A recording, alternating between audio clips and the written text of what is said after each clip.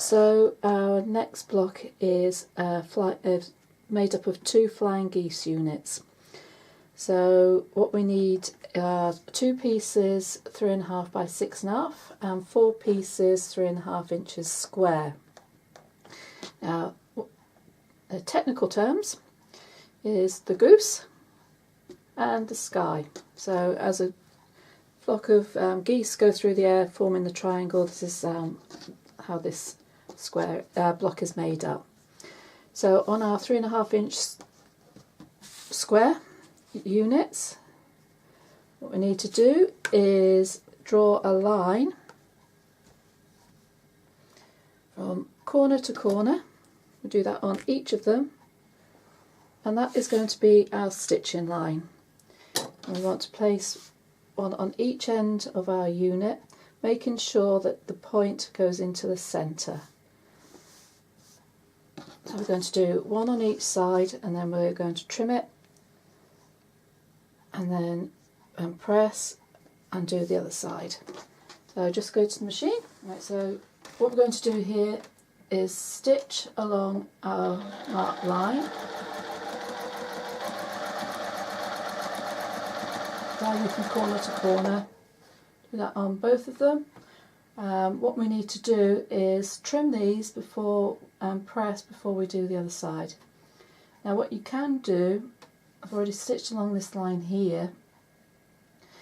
If you want to create yourself some bonus half square triangle blocks, you can stitch scat half an inch away from that line, and it will, for each side that you do, you'll get a half square triangle. Particularly useful if you're doing lots of these. You can get yourself a little quilt out, some blocks to use in a quilt. So what I'm going to do is trim these and press. Use my ruler.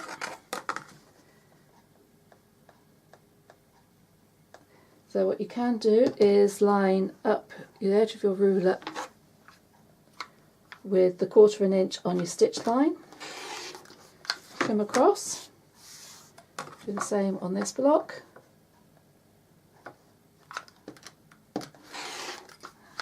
and then what I'm going to do is press both those back. Now when you're pressing, just be careful that you're not stretching those seams. That's each side pressed back. And again, you're going to lie your next square on top. Line up the corners and make sure again that your line is starting at the middle there. Lay that one there. I'll lay that one there. And just as I've done with the first block, I'm going to be stitching across that line. So with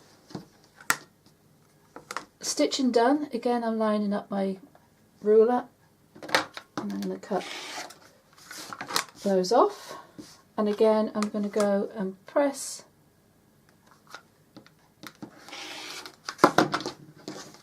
my pieces back, and there you see you get your flying geese blocks formed. So there you have 2 flying geese units. I'm just going to trim my blocks here just as there's an overlap there, so we have a nice straight line to be working with. Get my ruler around the right way, that's it. Got a straight edge there.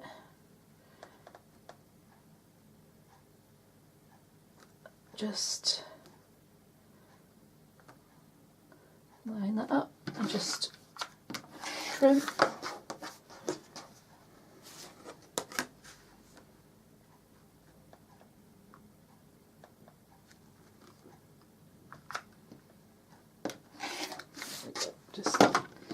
And now that's not finished. To finish, we want our blocks to be like this. So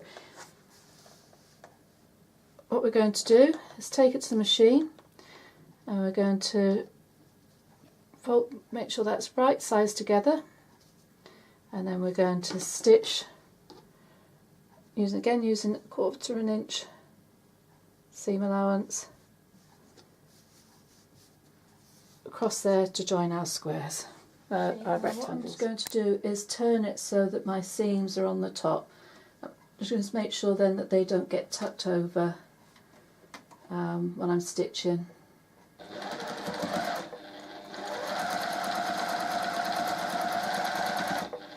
And when you get to the point your stitching line should just go at the apex of that triangle.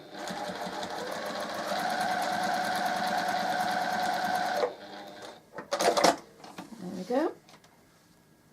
And then what we're going to do, as you can see, I have a perfect flying geese blocks there. So I'm going to just go take that and press it, and that's our block. Just a word about pressing. When you press them after they're joined, because of the bulk here, it's always better to press in the direction that your geese are going. That just gives you a much neater finish. And there we go. Right, so that's our block complete. When I said about bonus triangles, these are the ones that I've got here. So what you can do is, once you've got them, just trim to size. I'm just looking at these. I'll probably trim these to 2.5 inches. So they'll come in useful somewhere, not quite sure where, but if you want to make sure that you're using as much as you can of your fabric just from these, if you're making lots of them, then that's an ideal thing to do.